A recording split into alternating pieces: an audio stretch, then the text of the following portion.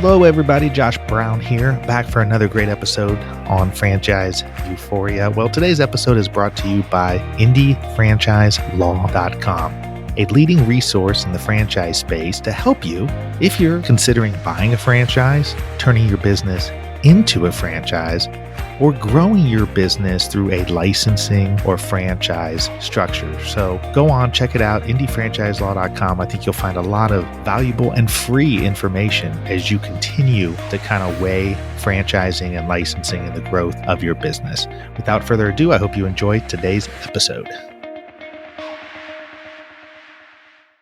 Today, we're thrilled to have Robyn Goby of the Fleet Feet franchise. When people talk about the heart and soul of Fleet Feet, Robyn's name almost always comes up. She's a passionate and magnetic executive who oversees all franchise development opportunities for the franchise and travels across the country to meet with prospective owners, conversion candidates, and Fleet Feet store employees to discuss the pathway to ownership.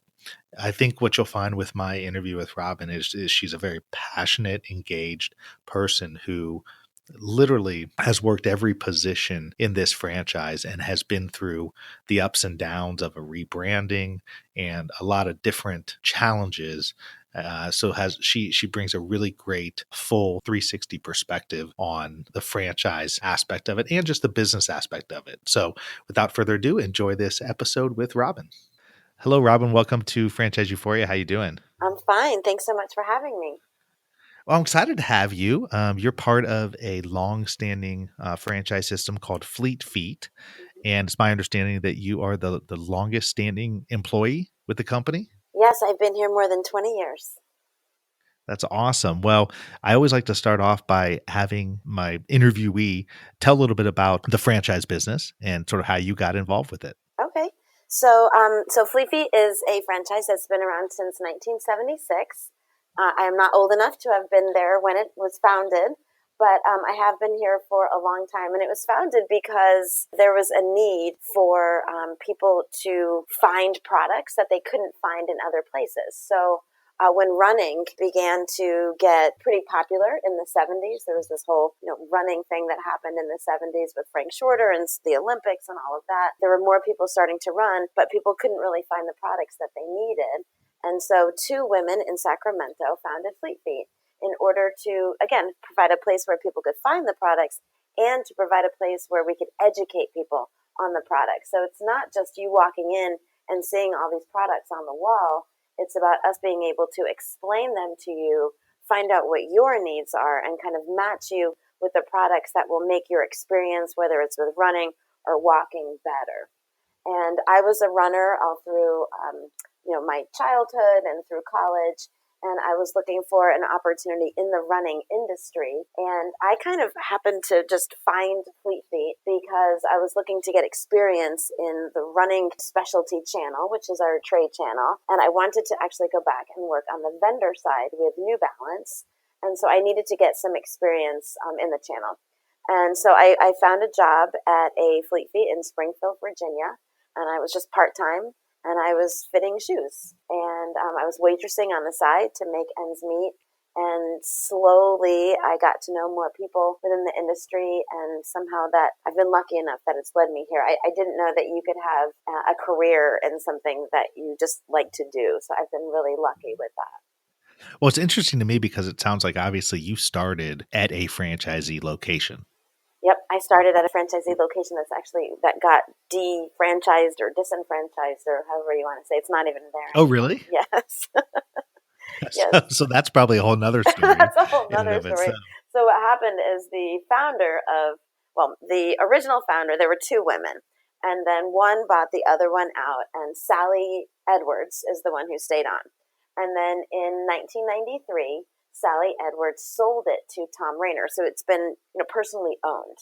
And so Tom started as the owner in 1993, and I got hired pretty soon after that. I started actually at the end of 1993, and at that point he was going around trying to figure out, because the brand wasn't actually doing that well. Some of the franchises were actually very successful, but the brand as a whole And really, the running specialty channel was kind of in a weird place. It was all owned by just runners, and they weren't really treating it as a business. And that included a lot of the Fleet Feet locations. And so they weren't profitable. And so, stores would close and stores wouldn't pay their bills on time. And so Tom at the time was going around trying to figure out, okay, which stores are willing to kind of make that transfer or that transition into actually treating it as a business. I mean, stores would close. They would put a sign on the door, gun running, be back in an hour. I mean, it wasn't a business. And so Tom wanted to change that.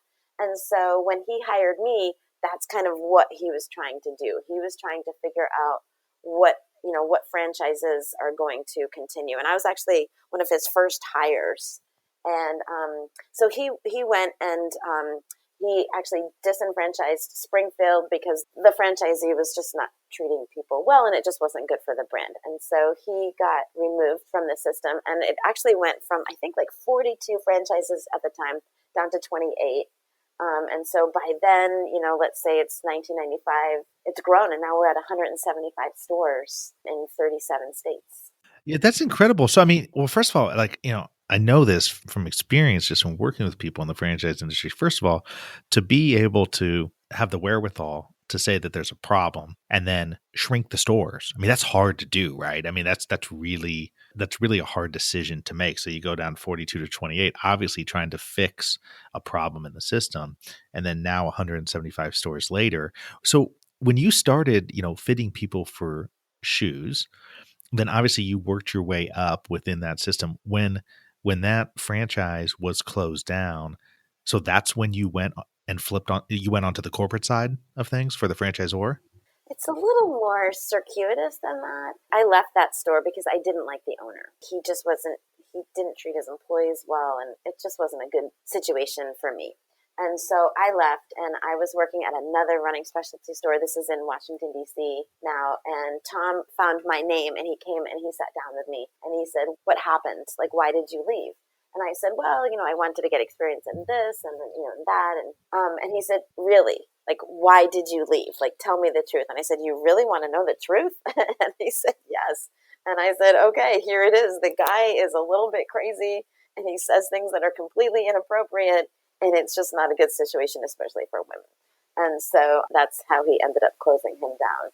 And that's just one, again, of many that Tom went around. But yes, there was a lot of risk involved in doing it that way. Yeah, do you get the sense when Tom took over, it sounded like they had some pretty good franchise growth, but maybe not a good operational structure or a good quality control structure in place to be managing the franchisees?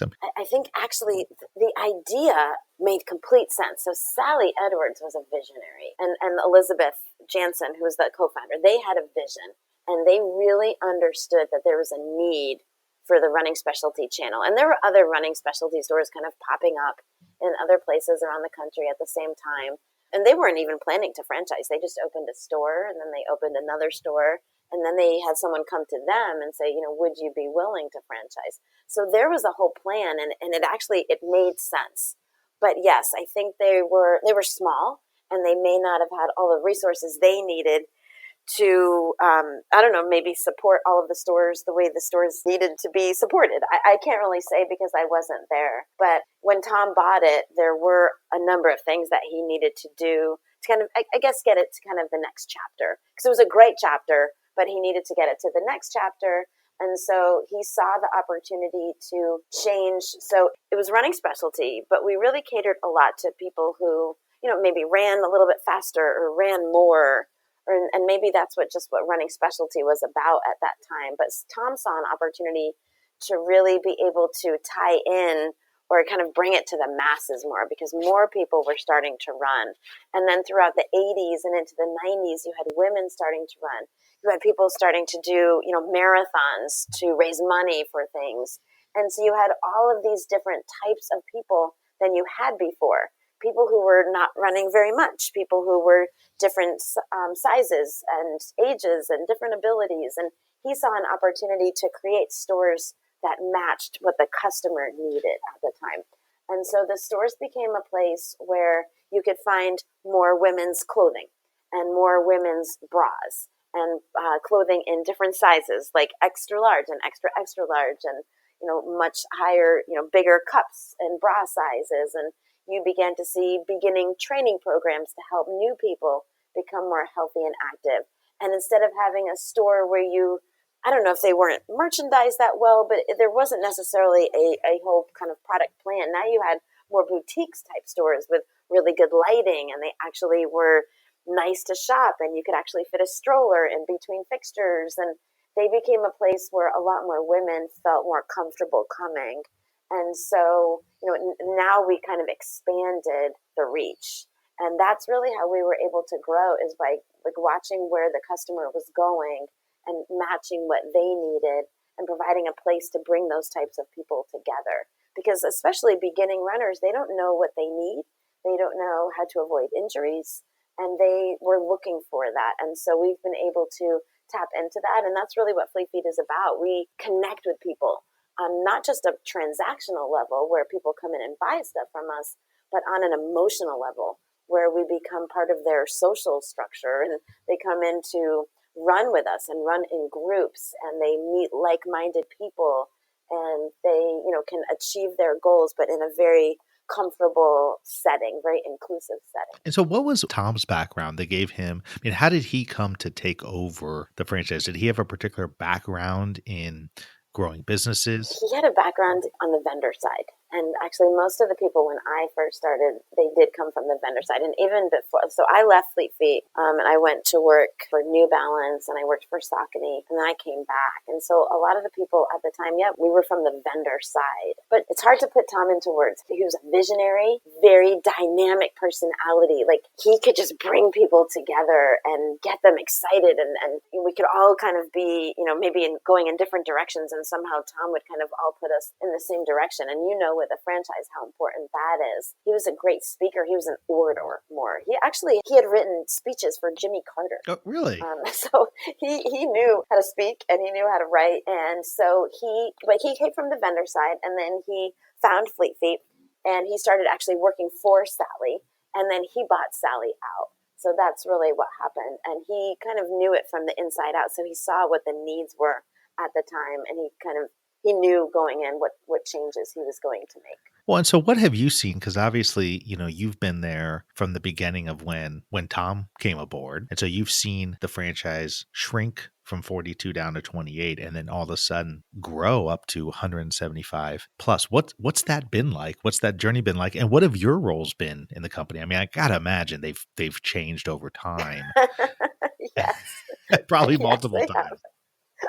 So first it was really just kind of Tom and me. And so I would travel around to stores. My title was Franchise Support Coordinator. And I would travel around to stores and help them with inventory management and marketing and customer acquisition. And I mean, all different types. I was in charge, like everything, all of the support. And now I'm in charge of development. And so as the company grows, as any company grows, your job, like, you don't need to do everything anymore, and you can start to focus. So I was doing, I was support coordinator, and then I was doing a lot of marketing. So I would work with stores on their marketing plans. I, would write press releases. I would work closely with vendors on their buying programs and that type of thing. And then, now about 8 years ago now, I became in charge of development.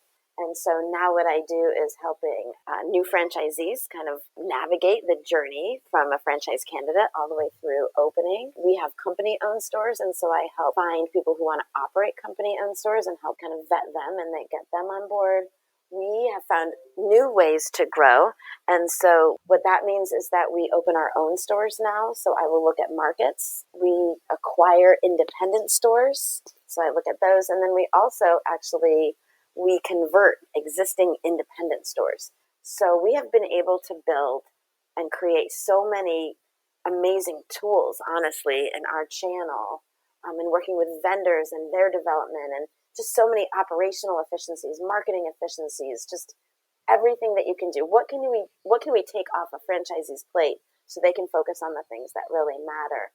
You're really involved, it sounds like, with the day to day in terms of the application process, the onboarding, and then helping make sure that they're getting off to a good start, and the franchisor is helping them along the way. Yeah, so my job really, one of my main jobs is, yes, to find franchise candidates and then to vet them, take them from the beginning all the way through. So coming here for a visit, us, going to a market and we're looking at space with the real estate brokers, and then kind of the onboarding. We have a great operations team, and I can kind of hand them over to the operations team who will train them and really do the onboarding from there. We also have people in development who are great, who help them with the leasing process and the build out.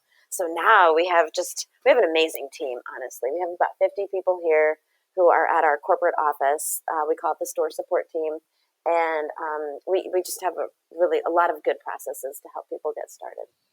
Well, and so the finding of franchise candidates is something that is a hot topic and of high interest for a lot of new and emerging franchisors. It's easier said than done, right? And I think that there's a lot of tactical ways to do it. There's, lots of companies out there that'll help you do it. There's lots of digital strategies and social media and all that kind of stuff.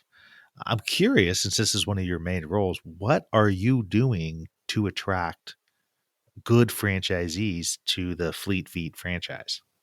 So honestly, it's funny that you asked that. It is challenging, I have to say. We used to get a lot of inquiries, and we don't actually get as many inquiries anymore. And so trying to use like regular lead generators, that doesn't really work for us. I think because we're an owner operator system, and so the it's not an investment. You actually go in and you work with customers. You're in your community.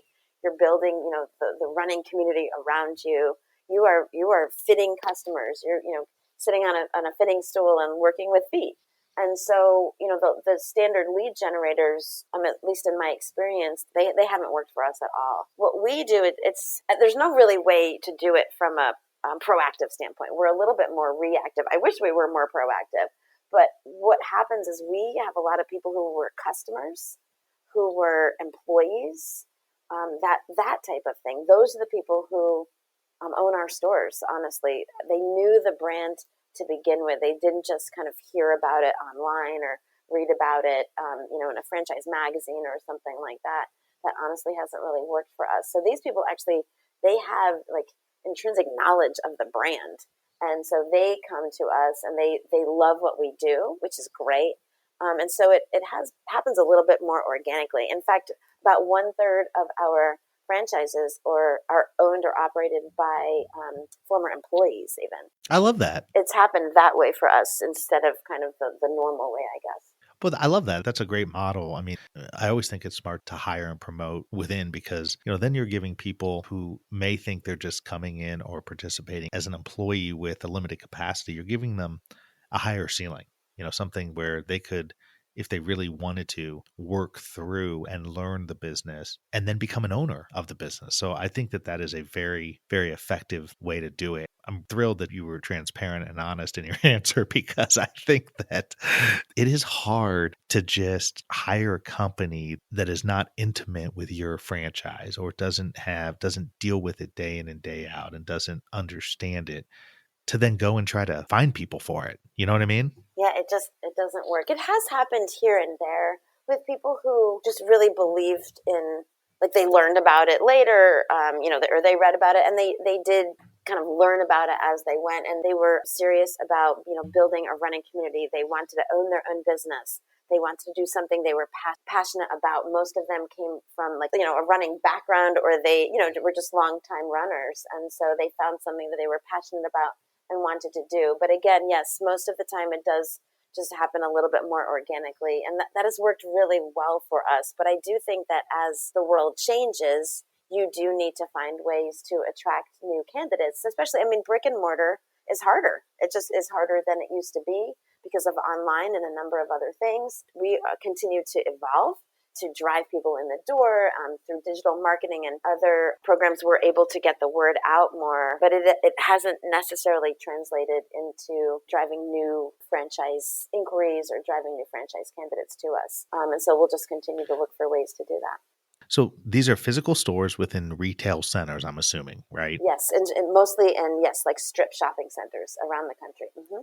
What's an ideal franchisee candidate? I mean, what kind of qualities, what kind of characteristics, what kind of experience would they possess? So you would think that there would have been a number of people who came from the retail background, which actually isn't the case. We have people who have come from all different types of background. We have nurses and accountants and radio salespeople. We actually have a nuclear physicist. So you don't necessarily have to have a running background. What you have to have is just a core belief that living a healthy lifestyle is a good thing.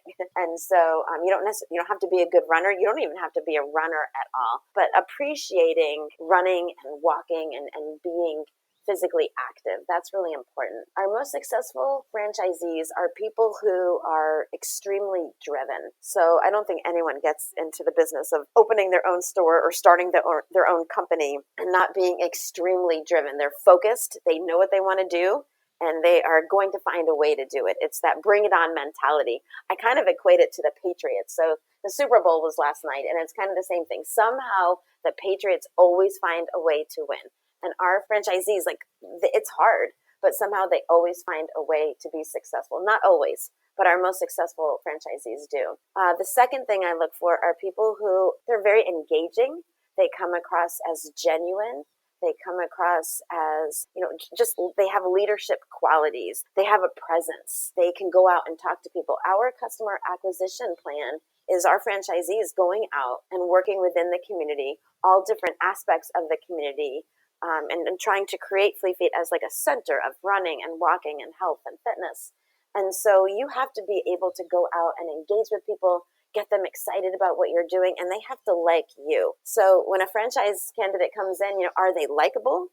Do they come across as genuine?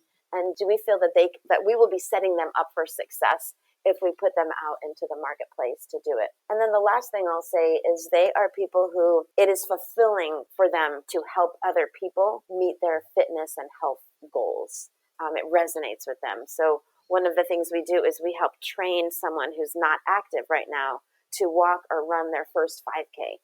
And so to watch someone cross the finish line of a 5K, someone who you have helped get to that point, kind of, put in miles with them, is that fulfilling to you? And if it is, then it makes sense. So those are some of the qualities that we look for.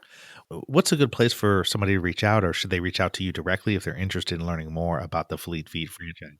Oh my gosh, I don't care how you reach out as long as you do. So you can go to franchise.fleetfeet.com, and that will take you directly to the development portion of our website, or you can simply go to fleetfeet.com and you'll find opportunities for ownership and to operate stores within there as well. You can email me, you can call me.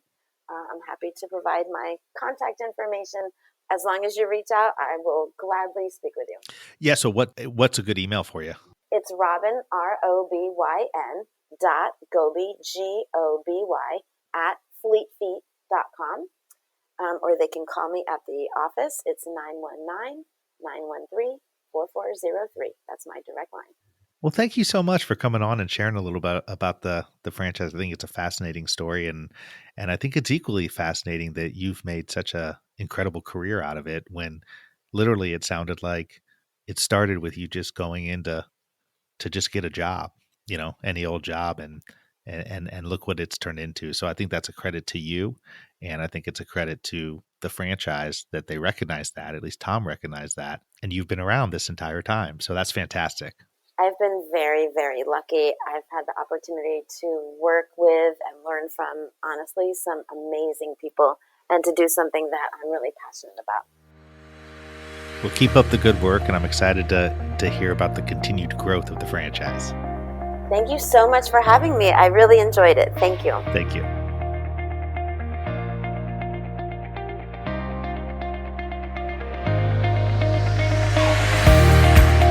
Thank you so much for tuning in for another episode of Franchise Euphoria. If you enjoyed this episode or have enjoyed the podcast in general, I would really appreciate it if you could go to iTunes and leave me a rating and review. It really helps to get this podcast out to more and more people. So the easy way to do it is go to iTunes and in the search box, put in Franchise Euphoria. You will then see my cover art and you click on my smiling face that says Franchise Euphoria and then click on the link that says ratings and reviews. It's that simple, but boy, oh boy, does it mean the world to me when people leave ratings and reviews. And like I said, it really helps get the show out there. Once again, would love it if you would go to iTunes and leave a rating and review if you enjoyed this episode or other episodes of the show.